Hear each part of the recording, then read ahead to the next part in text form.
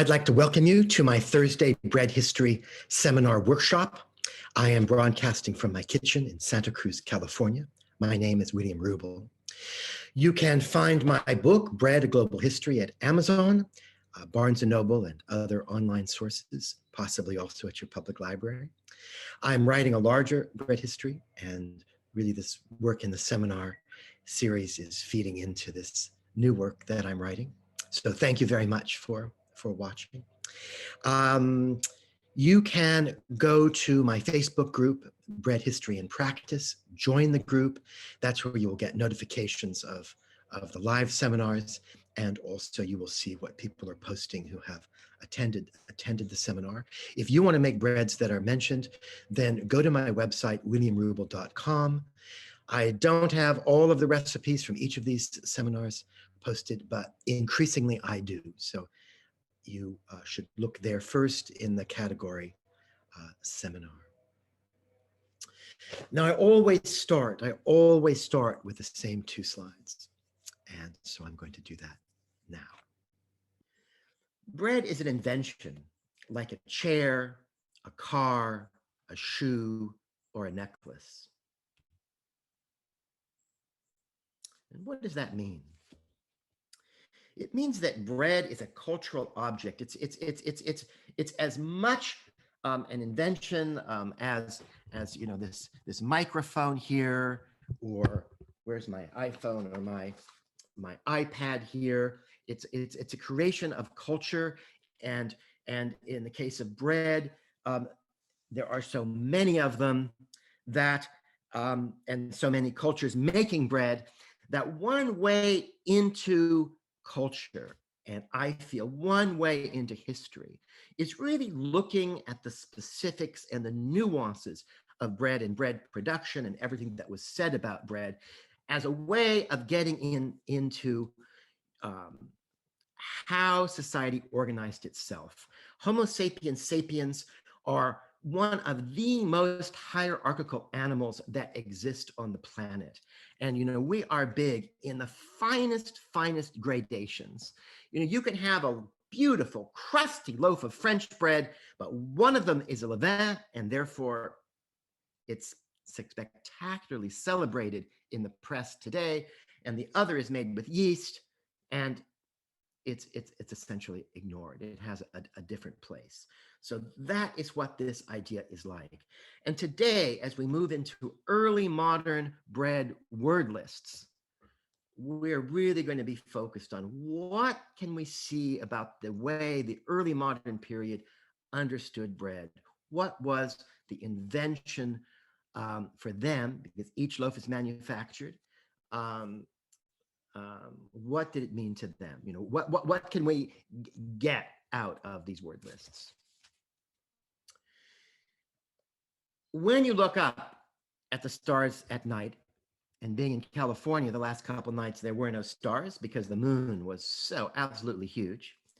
But when you look up at the stars at night and you are thinking of questions to ask that you might be able to read in that sort of incredible assortment of lights and patterns, you will find Cassiopeia, but you will not find the recipe for the best bread. And one thing we'll be looking for today, and we're going to be seeing today, is bread hierarchies. I mentioned that today, amongst a large part of the world, certainly the Anglophone world and the Francophone world, levain breads are now esteemed over yeasted breads. And we're going to see a little bit about how breads were organized, and that's how culture was organized when we look at these bread lists. So for what, so we're looking for what's the best bread that they hoped would be written in the stars to justify their choice, and what were the worst breads. I am now going to stop sharing, and Julia, who many of you know from the group, is going to help us transition from now back to the early modern period to 1600, 1550s, 1620s. And she's going to do that by singing us a song. So Julia, if you want to. Hi, everyone. I'm going to sing a song called Adieu to Old England. My baking project, we get together, we bake bread and we have folk music. So I'm collecting any folk song that involves bread. So this one does mention bread. Here's adieu to old England, adieu. And adieu to some hundreds of pounds. If the world had been ended before I was young, my sorrows I'd never have known. Once I would drink of the best, the very best brandy and rum, but now I am glad of a cup of spring water that flows from town to town. Once I would eat of good bread that was made of good wheat, but now I am glad of a hard mouldy crust. I'm glad that I've got it to eat. Once I would sleep in a good bed that was made of soft down, but now I am glad of a clod of clean straw to keep myself from the cold ground. Once I would ride in the carriage with servants to drive me around, but now I'm in prison, and prison's so strong, not knowing which way to go down. Here's adieu to old England, adieu, and adieu to some hundreds of pounds. If the world had been ended before I was young, my sorrows I'd never have known. Thank you. You can take yourselves off mute to give Julia a wonderful round of applause. That was awesome. I am going to get a glass of water before I continue. I apologize. What's the name of the tune, Julia? Called Here's Adieu to Old England, and there's a version by Shirley Collins. I can post some links in. So Julia has this bread music collecting program. So please do help her out if you have songs. Obviously, she's looking for songs from all over the world. She has a very nice YouTube channel where she sings. There's a beautiful song she sings in a tunnel that I really enjoy. So you could look her up there. So Julie, if you want to post your a link or something in the chat, please do. Well, thank you, Willem. Can I just say, I studied languages many years ago, so I'm really looking forward to this. Will you mention the origin of the word companion at all? Because that's kind of really important to do with bread. Well, that's not in any of these word lists, but if you would like to talk about compagnon right now. I can just really quickly say that the origin of the word companion is from the Latin compane, which means with bread. So. Yes, and people were paid. They were paid in compagnon. You were paid in bread and something that would go along with it. A little bit of cheese, for example, was a payment. So I have been working on. I have a short bread history that is published. You can get it at Amazon. It's called Bread: A Global History. It's part of the Reaction Books edible food series. So it's a small book. I've been writing a much bigger book for a long time. I mean, really over 20 years.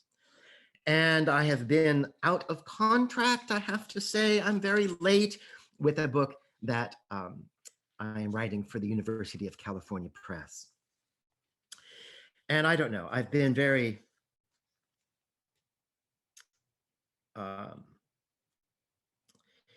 the ideas have still been coming together, and really this series of talks that I started last year, my really primary purpose was to sort of force me to synthesize at a higher level and to put text together.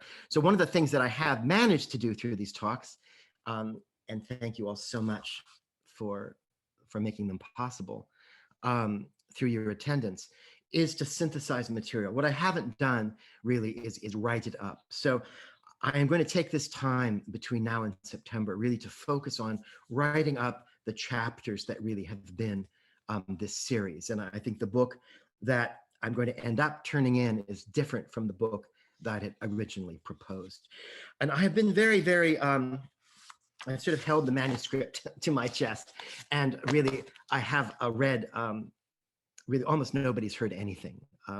I read, we had a session on dictionary entries because part of my book is a 60,000 word manuscript of early modern bread terms.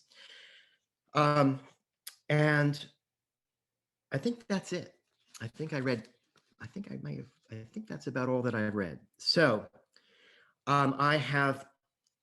I'm excited today to read to you Bakeries of Words, Breads from Early Modern Dictionaries. So I'm going to read this introductory text, and then I emailed you some of the dictionaries that will also be within this chapter. And together we're going to talk about the words.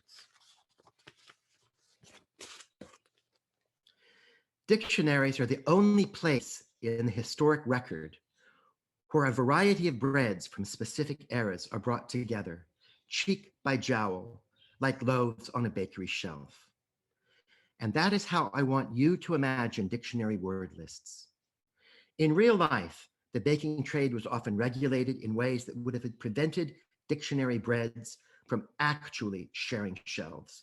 Either bakeries were limited to price-controlled breads, or were under even more restricted commercial regulation that limited the baker to either making breads that were brown or white, but not both.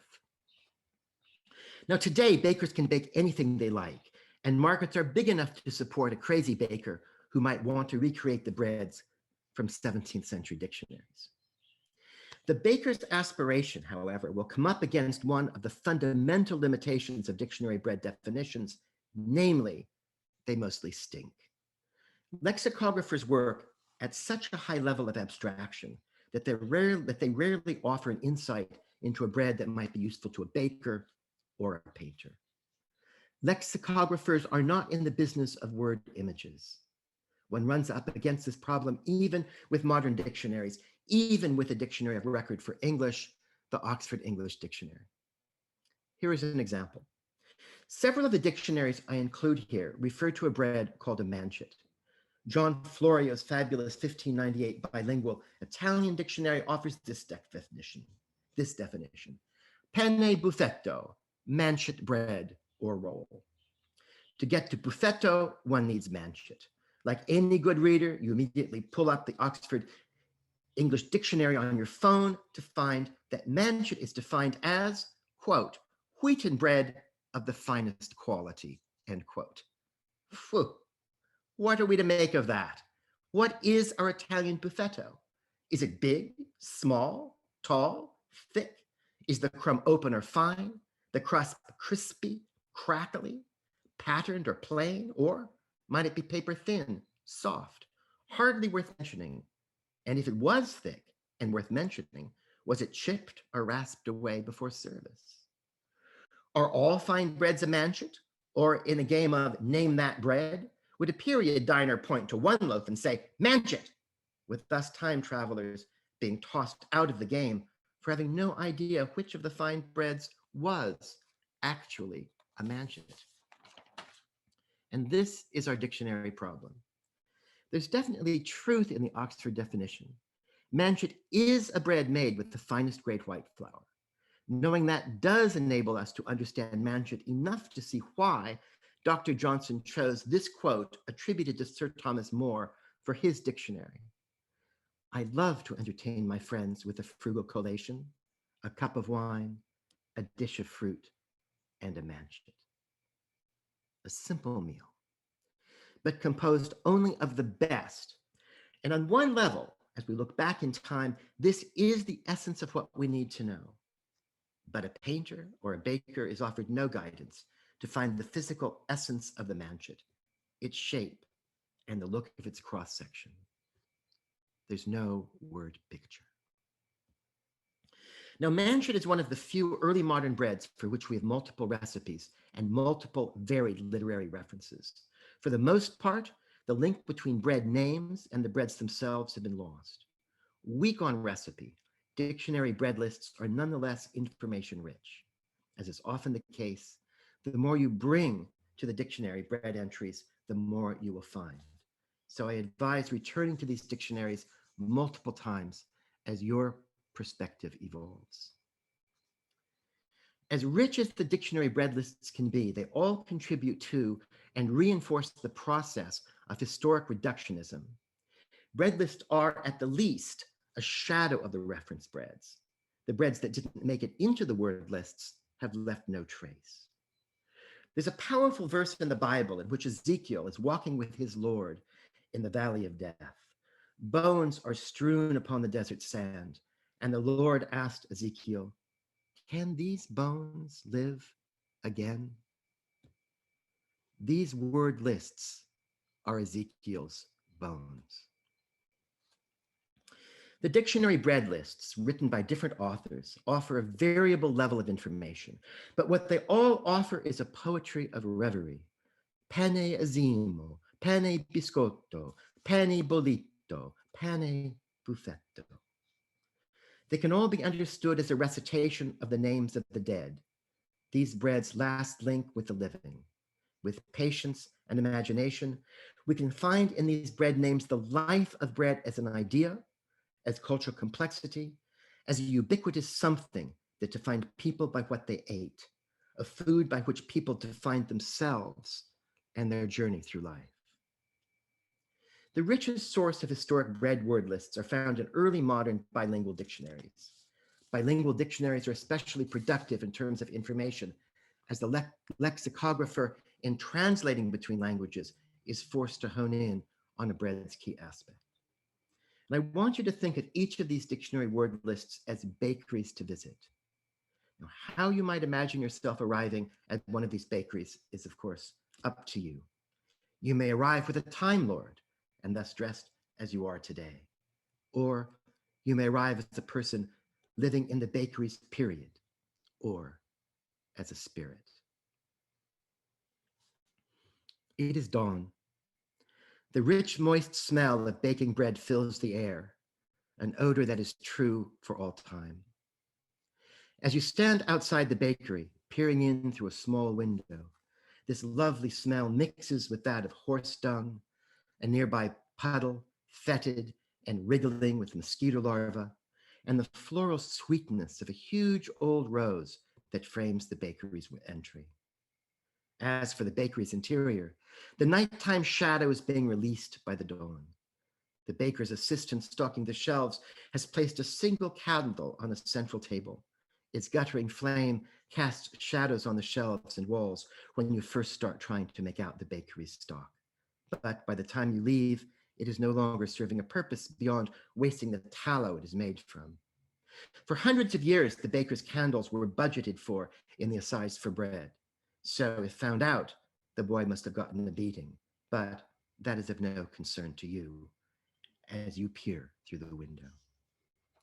What you will see through the window depends on what you bring to your viewing.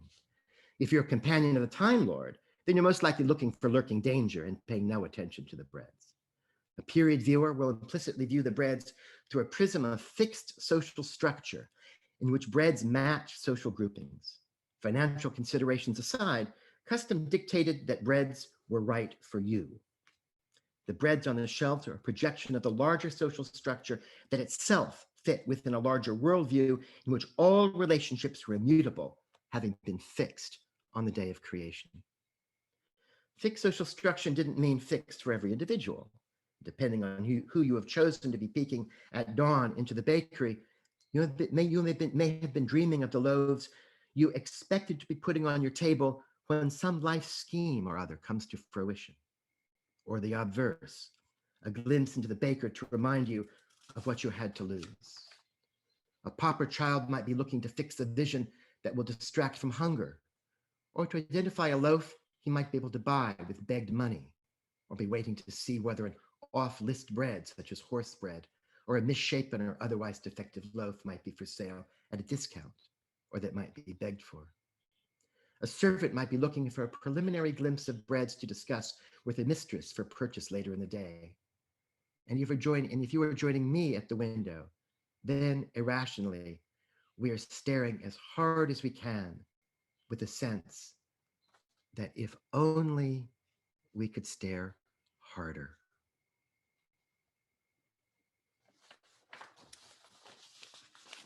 Well, thank you.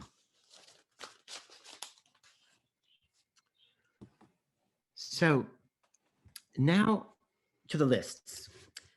Do some of you have them printed out that I sent? Is that a yes? Little green hands up if you have them printed out. I have it on my trusty iPhone. You've got it on the triphone. Okay, so it'll be helpful if you can get the texts present. I didn't do much preparing from this point on. I can read, or would somebody who has a list up like to read, say, the first 10 or 15 words from Florio's A World of the Florio Dictionary? Or shall I do that? William? Yeah? But that was fantastic. I don't know if people here have any means to recognize that, but that was really enjoyable. It was really fantastic. And thank you. Well, thank you very much. Thank you very much. It's strange that there's so many of you that I feel you're my friends. I'm Ken and definitely, like after 20 years, we're friends indeed, William. And with you, Marcia, yes, we've known. Oxford Symposium is where I met Marcia. Marcia, you're in Sao Paulo, is that where you are? Yes, right now I am in Sao Paulo. I am from Rio, from the Atlantic Forest, actually. And today is the day of the Atlantic Forest here in Brazil. And one of your lists is an amazing list. And I am very happy to see how you describe the relationship of people just by reading this list. There is a part of the list is in Portuguese, it's a translation, and I immediately can thank people in Brazil as it was part of the Portuguese crown trading and with bread, what they needed to know and not know, it's very lively, you made those lists very, very lively. It's beautiful. Great. Well, thank you. I guess I should ask, did anybody have any questions about my text? Anybody have anything they wanted to say, or any question? Okay. So let's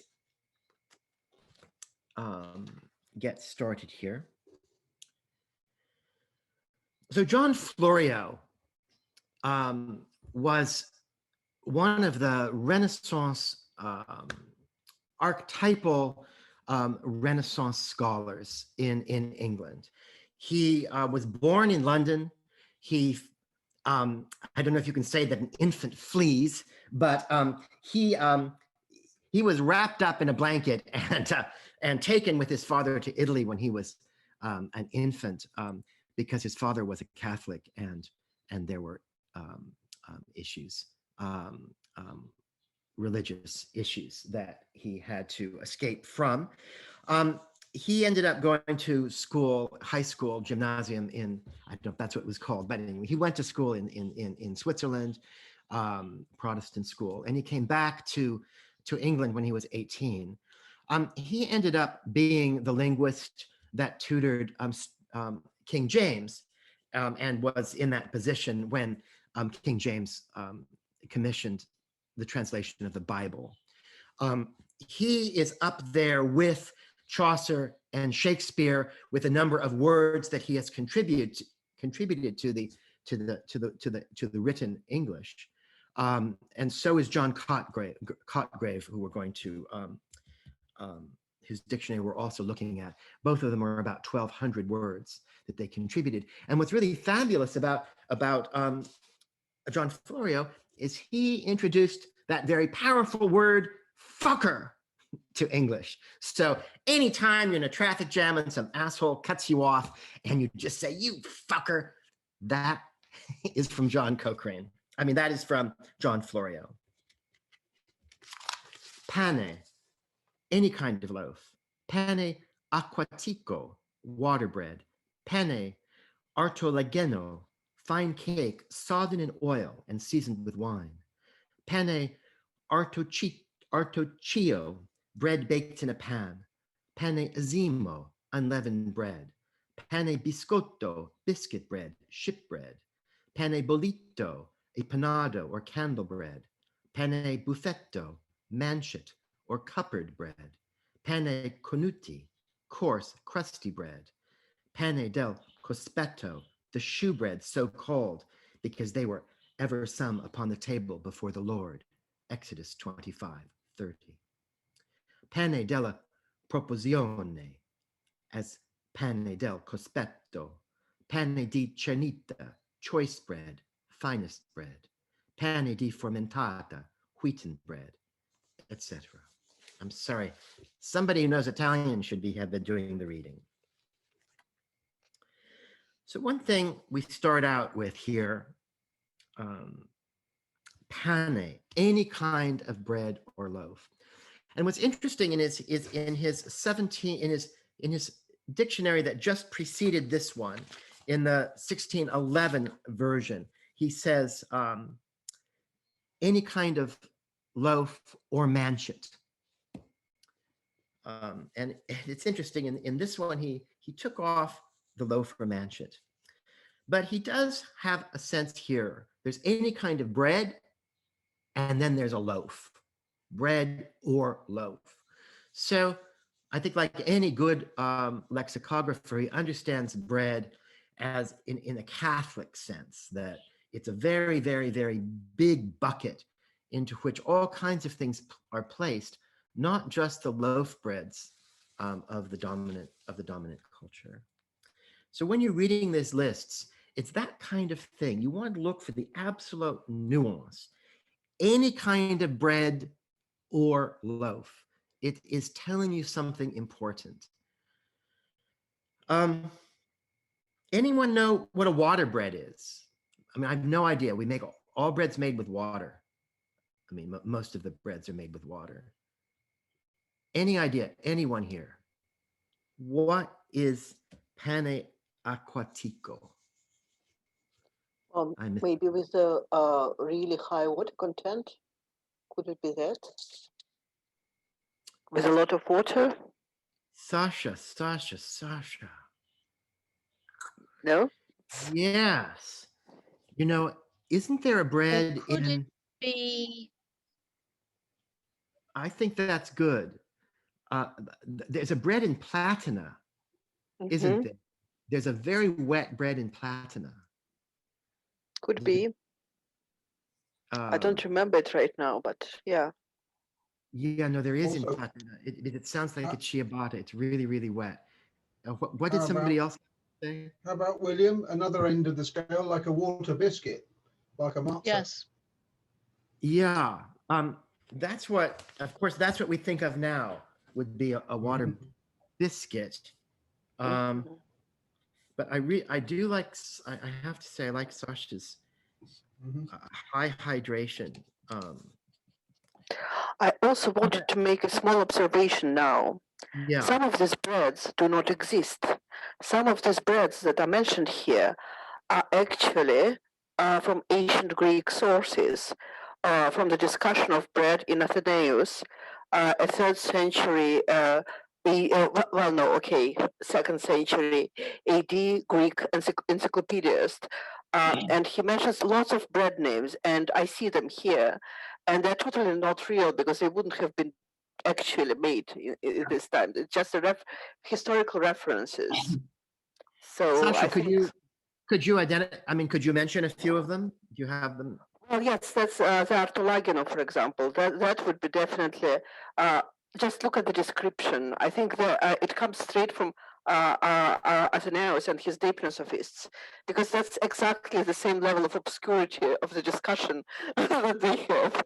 Yeah, well, yeah, it's basically the same thing. It's just a huge discussion on different words for bread and different names of bread with totally no reasonable explanations. So, but this Artolageno anyway, Artolageno is the Greek name. So I think by that time, it was probably highly, what those words from classical times were very fashionable.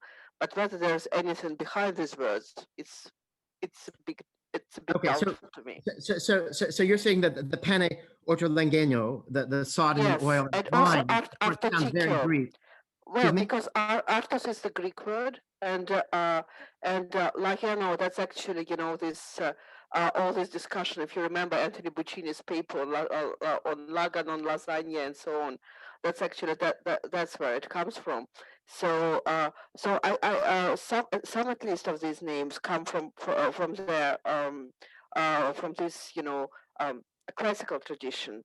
So it's very interesting whether they were actually made or not. But even if they were made, they were obviously not the same breads that existed in ancient Rome. So it's a bit fantasist anyway. So yeah. So basically, just a moment. Let me see.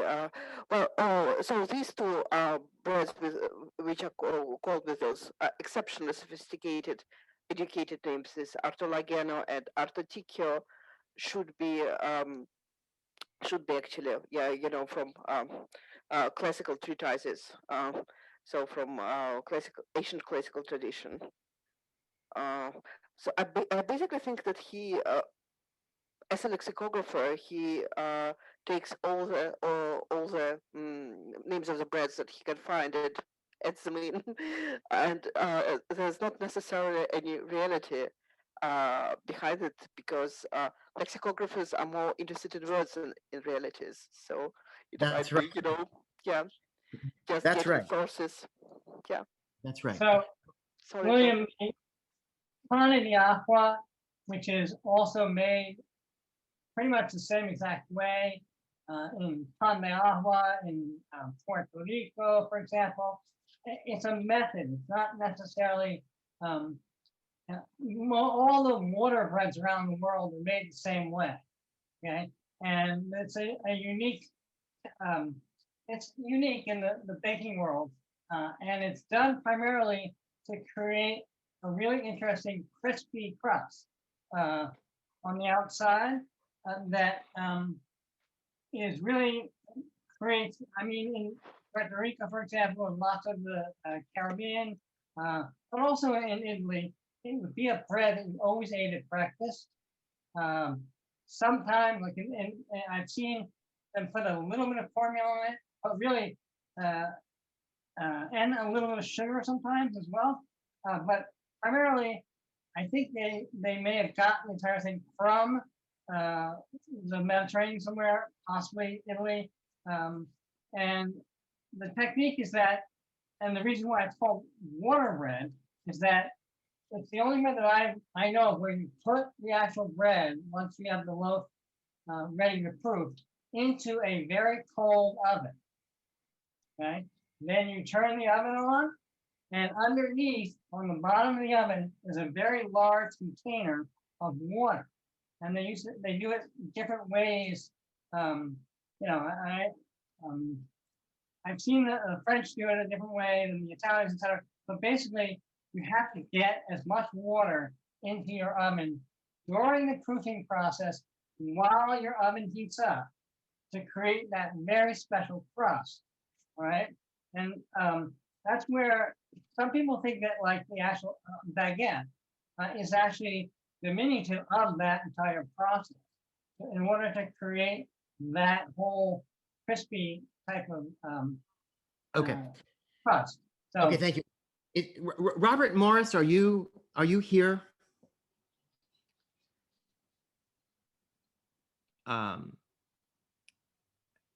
Yes. Do you want to talk about, it's a slight digression, but do you want to talk about the steam in the oven when you have looted the door shut?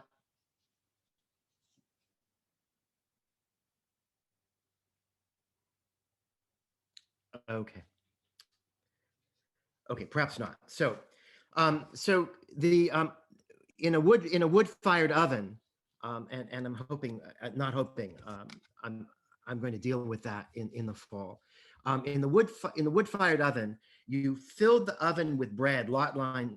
You know, terrible American real estate idea, lot line to lot line. You filled the oven floor completely with bread, so there was no space. And you often see that breads touch, so they, maybe even kissed and have to be pulled apart.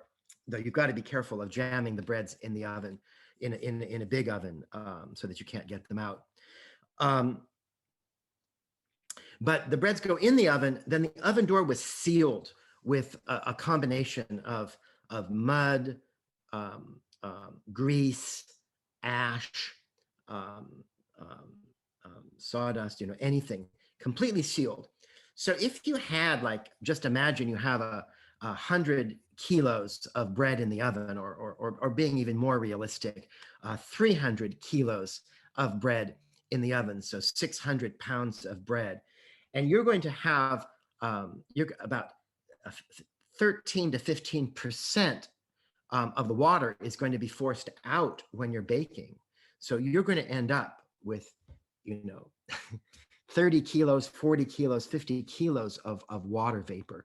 So historically, there were these really, really thick, dense crusts.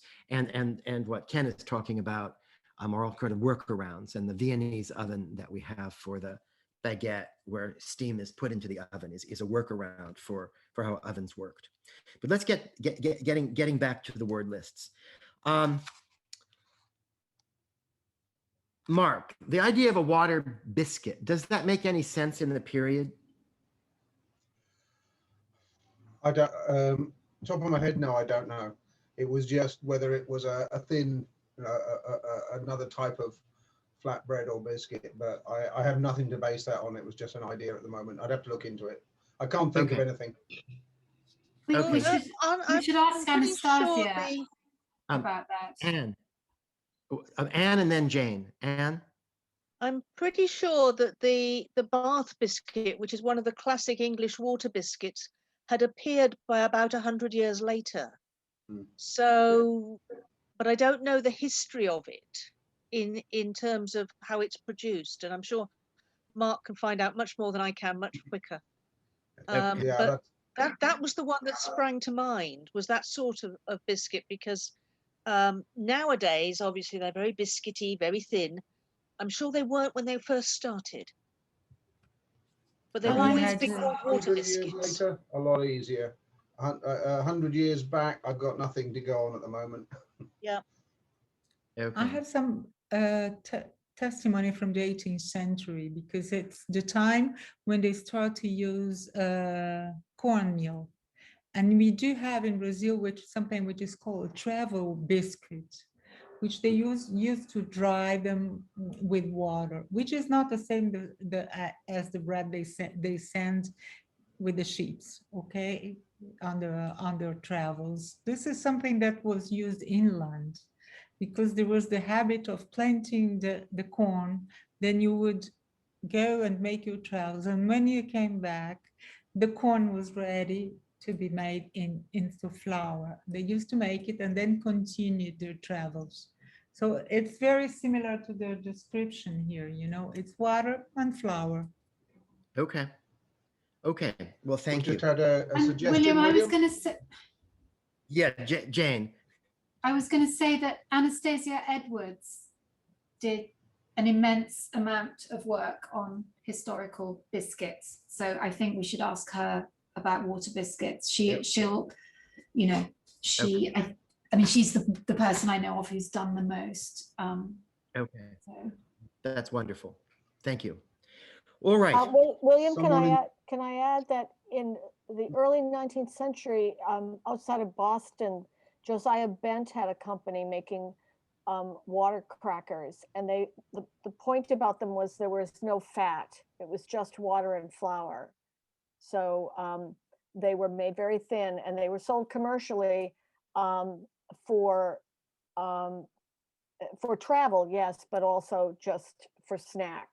That was like the first snacking cracker, based on a ship's biscuit, obviously, but much more palatable and very Okay. thin. Okay, thank you. Good ideas for this water bread. Um, and so Sasha has our two Greek breads or Athenaeus breads, certainly set back into the ancient world.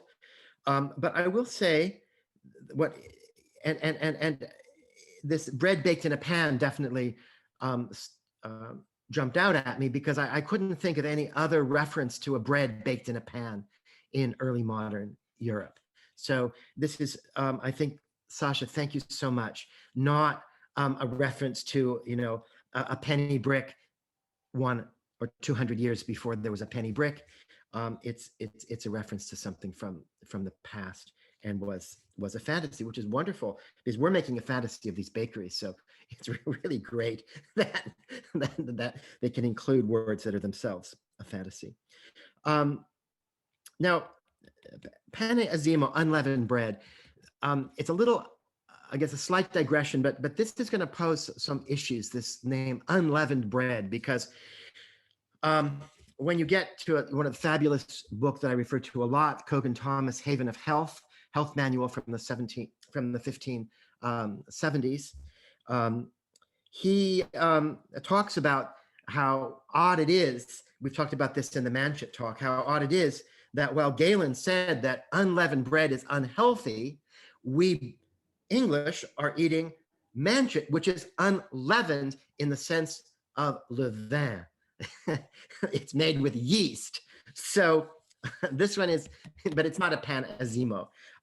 They had very negative ideas about unleavened breads. They felt they were unhealthy. And there's some texts that are anti-Semitic that refer to the matzah as really horrible, disgusting, unleavened bread that will make you sick.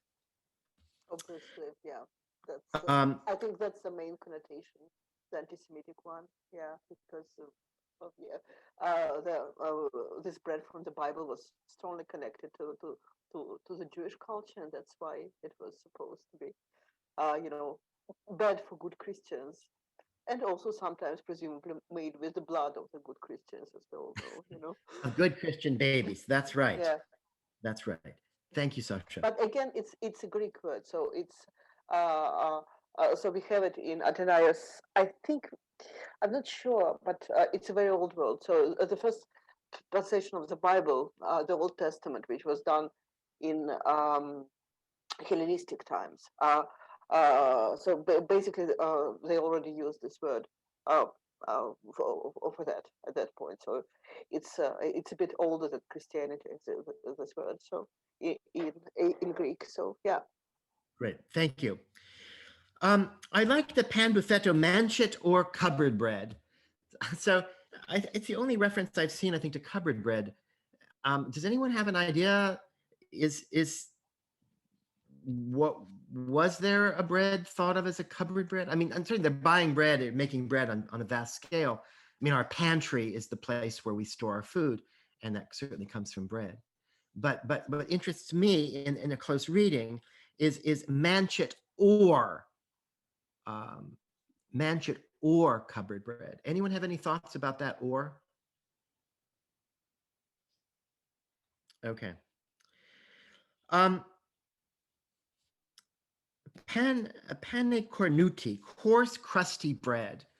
So one thing you're going to see throughout these dictionaries, and that's really, really important to get us centered on the bread culture from that period, is that coarse breads were crusty, and fine breads like manchet were not crusty. Reminding, for those of you who haven't listened, don't know what manchet is, that will be a bread made ideally with double sifted flour. And this is mentioned by Pliny. The early modern people often used the Latin name for this flour, and they felt that manchet bread was a bread that was eaten in Rome. We're going to see that in some of these dictionaries where they're going into Latin. They felt when they're eating this bread, they were connected to the past, and it was baked in an oven that was very cool. It's even sometimes you'd have the oven door open. This is one where there's actually descriptions and recipes. So the crust was never browned. It looks like a par baked loaf. There's a magnificent Memento Mori painting in the Louvre that has some flowers, some jewels, a lute.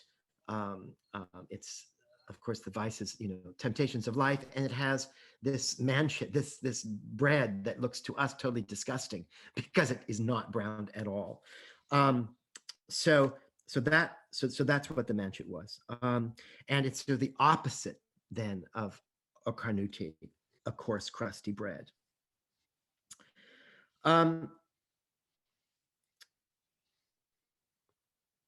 Here he's got the pani di segala, rye or typh bread. He's spelling typh T-I-P-H-E. It is normally spelled T-Y-P-H-E. And this is one that is a little bit confusing because Cotgrave, for example, in the dictionary that we're going to see here, erroneously links it to Roman flour. And Roman flour is triticum turgidum. It's emmer wheat. But this actually, the derivation in the OED is to a what is it, Saint Peter's bread, I think it is, which is the German popular name for Ankhorn, for Triticum monococcum. So this is an interesting reference to the use of Triticum monococcum to Ankhorn, which was the first domesticated grain. Although when we get to domestication talk, I don't think it really matters, which one was exactly first. They all were domesticated at about the same time. But it says in these some of the other bread entries that rye or this typh bread both made black breads. So somehow they were milling or preparing the monococcum to be like rye. So I'm going to tell you a story that relates to this on a sensory level. I went to Ethiopia many years ago for Coptic Easter, and I was in Lalibela for Coptic Easter. That's the town where these churches were built underground, and they're just absolutely spectacular. And there was, I was invited to someone's house because I was interested in bread, and she had in her courtyard a saddle kern, which is, just the metate that you see the Mexican women using today still in villages, barely still, but still. And it's what you saw in the Egyptian, in the Egyptian talk, the grindstone. And this one would be a new kingdom system. So she's got the grindstone is up at an angle on an adobe base. And it took her one day to grind the grain for this bread, which was baked in a pan, in a Dutch oven, in a pan lined with leaves. Bread is in it, put on a lid, fire over and under. And when I tasted that, I said, is this rye? Because I will say also, it was like one of the best, absolutely the best bread I've ever had.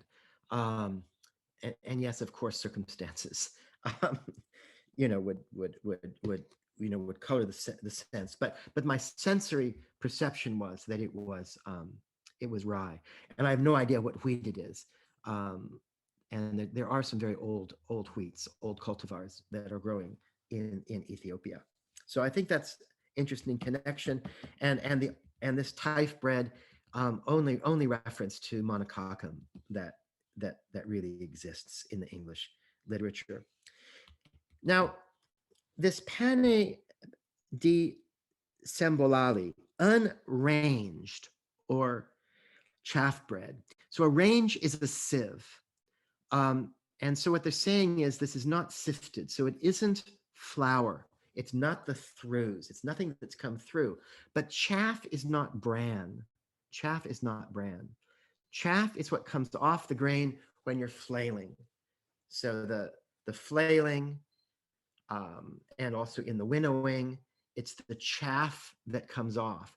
Now there is in Athenaeus, there is a chaff bread that is mentioned, sort of kind of a joke. The guys are like on a camping trip or something, and they make a joke about eating chaff bread, and I think living off of snails or something. But chaff bread, the chaff would have been put into horse breads. So I suspect this is an animal bread. Does anyone have any other insights or any ideas about the use of a chaff bread? Okay, so I think that it is a. And then the next one is the semola, bran or chaff bread. So another, still I think moving into animal breads. I like this panificato, a kind of close simnel bread. We're going to see simnel later in a couple of the entries. And those of you who attended the talk on TT's manuscript, we showed you the first, and as far as we know, the only recipe for simnel that is in English from that manuscript from the 1550s. So simnel is proofed, then it is boiled, and then it is baked. And this would be the same process that we saw in the introduction to Egyptian bread in the famous image from Ramsey III tomb. In that case, it was boiled. It was this circular bread that was boiled and then baked on the side of the tandoor oven. There's a step missing, probably missing from that Ramses III image that we worked out during that last part 2 of introduction to Egyptian breads, which was the gelatinization process. So they probably had gelatinized some of the starch to make that dough easier to handle. Then it was boiled, and then it was baked on the side of the tandoor. So this is a very, very old thing. We, of course, think of boiled breads as bagels. Sasha, did you want to say something? Yes, I just wanted to ask you, whether simnel bread at some point included dry fruit, like Later. plum? Later. Because actually this panificato suggests that it contained dry fruit, because ficato means that it had some quality of dry figs in the dough, perhaps. So could have been a bread that is enriched like a plum pudding, well, or a plum cake. So this anyway, plumbing technique might be Okay. worth looking it up. Would that be from? Like currants, yeah, maybe. Mm-hmm. Yeah, or is focaccia, is this another bread that's like from the classical tradition or something? No. It's just that's, I know, I'm very familiar with this atto thing, which usually denotes that there is some big quantity of an ingredient present. So like mandorlato is something with almonds, and ficato would be something with figs. So basically figs perhaps could stand for all kinds of dry fruit. Currants included. So it would be currants in England, but maybe figs in Italy, because in Italy, let's face it, we do have fig breads from time to time. So that would be okay. Yeah. What's interesting is in the 1598 edition of this dictionary, which had a different name, that was called A World of Words, whereas this is Queen Anna's New World of Words. He just says pane figato, a bread of some sort. So he seems to have gotten some more information. Well, I mean, again, he's saying about panificato, he's trying to find a close analog in English, and failing that, he says that perhaps a simnel bread, because it did contain, some kind of dry fruit at some point, maybe. Could be. Mm-hmm. It could be. This is 16. Well, you're right. This is 1630. It's 100 years. Actually, Alexander, you're brilliant as usual. because this is 100 years after our TT manuscript. So this is a time when when we could be moving into the more Geek modern, version. Mhm. the modern Yeah. one. Really, really beautiful, beautiful, Sasha. Thank you. Thanks. You have to come to these sessions every single time. I'd love Um, to. Yeah. um, William, yes, Anna, Anne. could I take you back to the pane di zucchero, Sure. which he translates as sugar loaf? Yes. It's lovely to think of it as a sweet bread, and he may be referring to a sweet bread, but sugar loaf or loaf sugar in early modern periods was sugar. It was a block Yeah. of Yeah. sugar. That's right. Yeah, that's not a bread. That is just a reference to a sugar loaf, and Yeah. which is So probably in the form of a yeah, so cone. he puts a sugar loaf or bread after it, but it just leapt at me because it almost certainly isn't bread. Somewhere here. Well, I must have put it away. I have an implement for breaking the sugar off the sugar cone. I used to buy those cones in the 20e arrondissement. If you go into Paris, up above in Rue but Rue Montmartre, Rue Belleville, Boulevard Belleville, in Yeah. the North African shops there, they used to, at least 30 years ago, sell sugar cones wrapped in blue paper. And I suspect they still do. Mm. Thank you. Um, so let's see, coming through here. Oh, William, can I ask a question? Sure. Perhaps you already covered this, but where it says the unranged or chaff bread, what is ranging? Or So if you will look at your if you look at the English Housewife, Gervase Markham, 1614, obviously it's online, and I think it's the last chapter is bread and the brew house and the bake house, and there's instructions for building a bake house, which is an indication to me that the book is very aspirational. It's like a Martha Stewart kind of project where you are upwardly mobile and you're looking at the life that you're going to have, and in that you'll find a nice listing for different grades of sieves. So the range is the lowest, is the coarsest system of sieve. I think I've worked out how the sieves actually work, but so it's the coarsest sieve. So it would not be for fine flour. So if you're going to make the manchet, would be with a Searce, Searce, or a fine Bolton cloth, and that's because you're up there at 300 micron screens, and that is called a Searce, not a range. Okay. I think the range would be more like 1 millimeter, 2 millimeter, maybe half a millimeter, 500 micron. So that would get out the coarse brand, but it's used for cleaning grain. Would be when you would yeah, in the cleaning grain and the very first most coarse flours. Let's see now. What's another nice word here?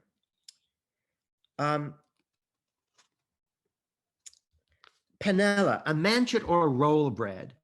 And I think it's important. I think that manchet, one thing I was thinking about, so I could use some input on this too, is we know we're going to see from these word lists, if we ever get through them, if I will talk faster, go quicker, that the coarser the flour, the bigger the loaf, the finer the flour, the smaller the loaf. So there's no flour that's finer than manchet flour. It's as fine as the flour that we buy today from our fancy milling equipment. So these loaves were maximum 1 pound. We all eat like the rich, but more often they were half a pound. That's 450 grams. Usually they were 8 ounces, before going in the oven, which would be like 225 grams, but they could be smaller than that too. They could come down even to 100 grams, 125 grams. So I think that in one sense, manchet and roll were synonyms. But I'm wondering, were there other breads that were baked as a roll? I mean, could you have baked a household loaf, something with a less refined flour as a roll? Anne or Mark or any of you with more early modern bread baking experience, or anyone want to weigh in on that, whether you think there would have been a roll size that was not white? William, I think Yeah. you have to take into consideration the cost of baking. I mean, if you were baking for a household, it's very expensive to in labor to heat the oven. So why would another element of the small loaf versus the big loaf is the time and expense of making small loaves. So the quality of the flour is not the only consideration; it's also the labor for the heating of the oven. Well, absolutely, absolutely. And when you're the rich, we like labor, hand labor. We've got the money, fire the oven, pay someone to make breads that are that big, be inefficient. It's conspicuous consumption. Anything Exactly, else? William, yeah. Yeah, I mean, everything I do about roasting is about 60% fuel inefficient. That's the point, That's the point. It is But all conspire. So once you get up to the size of noble dining, no one cares how long it takes to make small loaves. It's all about the cost. That's right. Okay. Yeah, and you're really emphasizing that by. So I'm gonna. So you agree with the sense that the white bread will have been the only roll in this period? Does that make sense? I was going to just add that rolls, though, are very quick to bake. So if you are in a hurry, or if you are making something fast, or if you have leftover dough from other items, you're going to roll that up and you're going to bake it. And you can bake a roll in under 20 minutes, especially depending on the temperature of the oven. So yeah, I see no reason why you wouldn't use other doughs to make rolls. Well, in this period, Judith, they only had either a giant oven, which takes a long time to fire and is very expensive, or they would have been able to, or a Dutch oven or something like that. Right. I'm just saying, to the point of the fact that the fuel is expensive, that's certainly true, but time is also expensive, and you can turn out a lot of the product. Yeah. And if at the beginning or the end of a shift, maybe more possible. I would say more at the end. Yeah, at the end. Okay, thank you. I'm going to move on to Randall Cotgrave's dictionary. I'm more than sure that home bakers made a wide range of sizes, particularly if they were aiming them for particular members of the household who might be eating more because they were larger. Okay, I like that. Or going out if they wanted something that was more convenient for taking out into the fields the next day. I'm quite sure they made a range of sizes. Thank you. Okay, I'm going to move on. I'm going very slow. The Cotgrave Dictionary. So look, you need to spend time with this Cotgrave Dictionary. This is the best set of bread terms that's ever been published, and this is the only one where I had to add mostly stink describing dictionary entries, because he's the only one that actually does give loaf sizes, and in one case even the style of dough. So I'm going to go through this very quickly. It's really important set. Pen dargus, spongy or light, bread full of eyes, bread full of eyes, the aviols, just exactly what we like today. And there is almost no historic evidence in cookbooks for a bread with an open crumb. The acised breads all are very closed crumb. After all, you're not paying for water. We're the suckers that, will go buy a ciabatta at 90% hydration, even 100% hydration. In other words, 1 part flour, 1 part water, and we'll pay them their, a lot of money for that. But people wanted, the bread was food. So the less water, the more grain, the better deal you have. So it's really important that we see here this bread full of eyes. And we're going to see that again a little bit further down when he describes pain mollet. Pain mollet is soft bread, and he says that, well, we're going to get to it, but it has eyes and also lots of salt.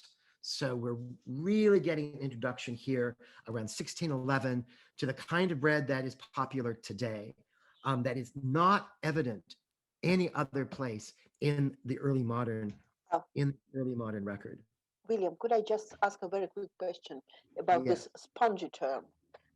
Is it the earliest term for sponges that you have? When he says that pan d'Arcus is spongy. Yes, soft. I would read that as Yeah, soft. well, actually, Isidore of Seville already used this for presumably very similar bread with this kind of which. So that's the word, the spongia, which comes from sponge, was a late Latin word that denoted well, this kind of bread full of holes. And that's from this comes the actually from this comes some of the Berber names of bread. This but I've forgotten it now. But anyway, I will.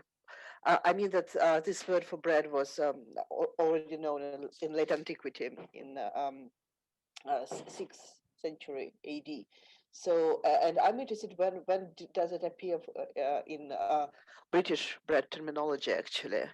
This because it becomes not the name for bread, but the name for sponge, right? For the starter, basically, not for the bread itself. But here it seems to be more more in Isidorian tradition, in this late antiquity tradition. He uses this not as a starter, but as actual kind of bread. And what text are you referring to, Sasha? The etymologies of Isidore of Seville, that's 6th century, 7th century AD, kind of the last ancient encyclopedia. Yeah, and he says that just he mentions very few foodstuffs, but one of these is this sponge or sfonge. Yes, French. Yeah, it came back to me. Yeah, the Berbers French should come from Latin Spain via Africa, and it still survives. And yeah. Okay, thank you. I'll write you because I can't. I'm Yeah, not yeah, taking. because of time. Yeah. That's brilliant though. Thank you, thank you, thank you, thank you, thank you. I'd like to bring up this point that Sasha just brought up about the type of fermentation.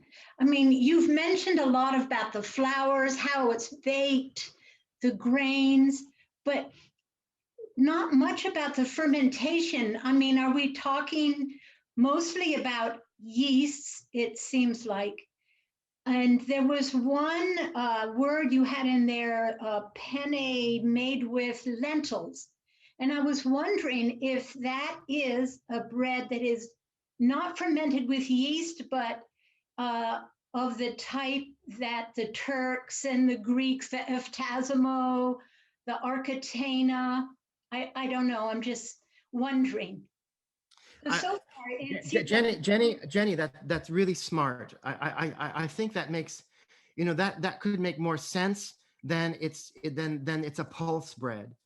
I mean, I was just reading it literally. It's like a pea bread or a fava bean bread, just made out of lentils. But I think Jenny, that yours is more. I think yours is more profound. That it could be a reference to that using lentils as a leavening agent. I know in your talk you spoke about chickpeas, but you could probably do the same. Do you think you could do the same thing with lentils? Oh, I know you can. The Sudanese have a bread called gurgoush that they use fermenting lentils, and it's Okay. ancient. Okay. Okay. I like that. That's really great. Thank you. Anybody else have anything brilliant to say? Any insights? This is really good. God, it's so wonderful. William? Yes. I put up on our bread history page, on the Facebook page. I went through the Cotsgrove and just made a chart going by extraction rate. You can kind of look at how they describe between white, cheat, household, wheaten, and household breads, Okay. and you can actually chart them out. And looking at the recipes, I can share that real fast. Okay, share. Share. Let's see it. So, and it's messy. I did it this morning at some ungodly hour. Yeah, you guys, Jeff is a baker. I mean, sometimes we're talking at it's 1, 2 in the morning his time. He says, oh no, I'm fine. I'm here. It's very ancient to do this, but if you look at his definitions, I just looked at where he said it was coarse brown bread versus coarse. I took chaff. I forgot what chaff was. I wasn't thinking. I put it, but you can see that he called the one bread a yellow. So I mean, I think it a yellow ordinary household, finer than brown, but browner than wheaten. The massage bread. I mean, that's somewhere between your 75% extraction. It's not quite 70, but it's not quite 80 to 90. Okay, could you just stop? Could you stop on that bread? Yeah, sure. Before you go on. So that's called pain ferrin, and it's one of absolutely the most important puzzles and most important breads here. He says that it's a very. Does anyone have it? I'm not seeing it. He says it's yellow. yellow. I memorized. Yellow grape. A very yellow loaf. A very yellow loaf. A household loaf of the finer sort. So I'm very intrigued by the yellowness. So here's my theory. When you make an 80% extraction flour, if you can extract right up to the part of the endosperm that's just under the aleurone layer. So you've got the bran, and then that you can slough off, and the next layer is called the aleurone, and the endosperm, which is not homogeneous, that powdery powder is in the middle, but that outer edge is a bit yellow. And I'm wondering whether or not the yellowness is giving us a hint about the way that it is milled. I mean, otherwise, einkorn has a lot of beta carotene and would give you a yellow loaf, but I can't imagine that they have, that they're making it with einkorn, because it's a very low yield grain. Any thoughts on the yellow part, Jeff, or anybody else? I know that Michigan white wheat. I'll throw a picture up, but I did some historic baking on Monday, and we used stone ground Michigan white wheat, and we went to like different extraction rates, and it's just a lot. It's not. I don't know if I would call it somewhat yellow. I mean, one of the students called it yellow, so I guess that struck me as something that was, and it was in the 75%. We ran it through a 20 sieve and then weighed it down till it got to 20 to 75% extraction, to like a wheat extraction, and it just happened to look really yellow. I'll show pictures of it. It was, but I don't know what that means. So that's why I threw it in there, because it's what someone said 2 days ago.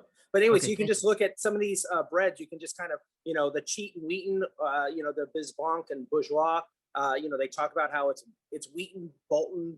It's somewhere between white and brown. It's a cribble loaf, the bourgeois loaf, and the size of it. So it just kind of gives you an idea of way of charting these breads out, so that we have, we have a direct comparison between some English words of the time and some of the French words. And then of course we can check on the French words, because the descriptions in Bonifants and then later, describe these breads how the French were describing them. So we can actually take the period French text and look at how the English were using them, and then compare if these breads are the same. Right. Thank you. Another way to get yellow is durum flour. Einkorn you mentioned is yellowish. I don't know that in Northern Europe, in England, you would have durum, but this fellow is an Italian and English dictionary, and the fellow had spent some time in Italy, so maybe he at some point using durum flour, or talking about people who use durum flour.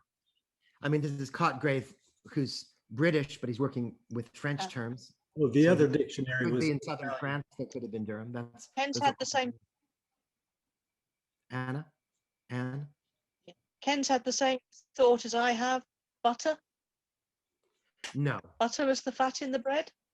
I don't think there'd be fat in the bread. He would have No? mentioned. I think not. No, no. Look, we're getting towards the end today. Marcia, did you want to talk about the Portuguese word list? I think you had an observation. She had left. She had to go. Now, in Julia's song, she mentions the moldy bread. And in all of these word lists, you're going to see moldy bread. So let me tell you a story about that. So I used to go to Lithuania. I started going during the Soviet period at the Glasnost period. And okay, my daughter's last day of school. She's heading to school right now. Just finished her math final while we were here. And so, I was there, beginning at, at the beginning of Glasnost, all the way through. I would go every year. I wrote my book, The Magic of Fire, in Lithuania. I went twice a year, and I spent a month twice a year for several years writing The Magic of Fire. My friend had a house in the countryside, a cabin. So I was in the right imaginative space. But as things opened up, there'd be more friends would come over, and there would be more food, because really at the beginning there was food was a problem, and bread was a problem. You couldn't just, there wasn't lots of anything. So someone brings this bread that they're very excited about, and there's some wine and all this stuff that they never had before, and the bread was moldy. And I remember asking Alexandra, I said, or mentioning, I said, really good bread, but it's moldy. And this wasn't the thing, I wasn't being an asshole or a jerk or something. It was an okay thing to ask. But what was fascinating was her response, which was, well, so it's like, it was clear that they often ate moldy bread.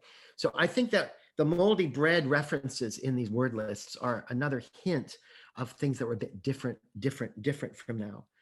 Marcia, did you think of anything you wanted to say about the Portuguese word list? Okay. From that list, there is this bread that says bread made of coriander seed. Does that make sense to anyone? Sasha, is that another thing that's a classical reference? A bread made of coriander seed, or misunderstood from classical? It's in the Portuguese, it's pão de coentro, Coentro. Well, it could be just a moment. It could be just with coriander, I think, although of course it's not very. Or it could just be sprinkled with coriander seed. I mean, we call it poppy seed bread, but it doesn't mean the bread's made entirely of poppy I'm just trying to seeds. find it here. Cocido, yeah. Yeah, and that's where the of, and they just shouldn't have said of. It should be bread made with But coriander. the coriander is really bizarre because it's not. It might be that it is actually about some sweetmeat, not about the bread. Just a moment, I'm just trying to find it. Is it? Oh, here it is. Pão de coentro. So it might be again like this, like the British comfits. So it might be this kind of not really not really a bread. So like marchpane, which is not the pain at all, not the bread at all. So could be that, because otherwise, yeah, because he does say bread made of coriander seed, which is it's a very peculiar way of phrasing it. And comfits, basically, that's what it is. It's just coriander seeds encircled with sugar. So that's this kind of stuff. Okay, I like that. Okay, thank you. Did we have coriander seeds in our Egyptian breads, or am I confusing things? We need to start adding them to the Egyptian breads. Right, but it's just an ancient thing. I mean, I guess it's an ancient thing. That's right. It's an ancient thing. You can add bread, but we have Russian breads with coriander seed, but it's just a sprinkling. It's not. You can't describe a bread as being made of coriander seed. So this is it's because that's definitely, he's very specific here. So It's quite interesting. Yeah. Yeah. Okay. So let's see. Now, one last thing on this one, where he says, bread not there's light bread puffed up with barm, panfofo. So I just do want to remind you all that in some places sourdough was the levain was the standard for the everyday loaf, but that barm, which was just yeast, Saccharomyces cerevisiae straight, without all the bacterias that you have in your starter.